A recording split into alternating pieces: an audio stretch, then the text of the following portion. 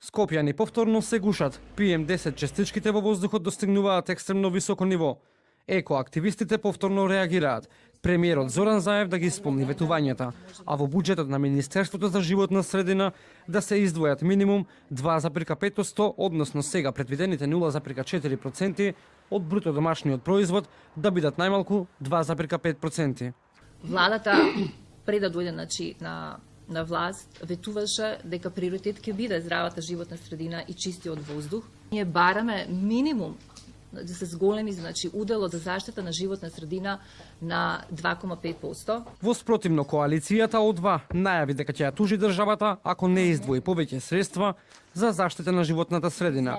Доколку премиерот не ги испочитува нивните барања, ќе ги преземат сите правни чекори кои им се на располагање за покренување на постапки против Македонија за кршење на ратификуваните конвенции, Уставот, човековите и правата на детето и ќе достават тужба во Европскиот суд за човекови права. И доколку во ова елементарна непогода оној кој е најповикан не преземе ништо, ние не ни останува ништо повеќе освен да преминеме на оној последен институционален чекор, а тоа се вика барање и тропање на вратите на меѓународните судови. Покрај редистрибуција на буџетските средства за поголема заштита на животната средина, од коалицијата бараат и запирање на изградба на рудниците.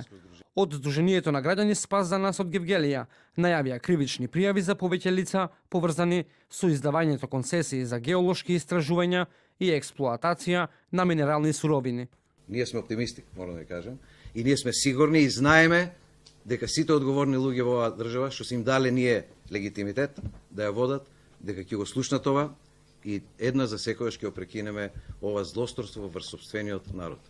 Според Наков, најзагрижувачки податок е тоа што сите концесии за детални геолошки истражувања без исклучок се врз главните извори за вода за пиење и за потребите на земјоделието.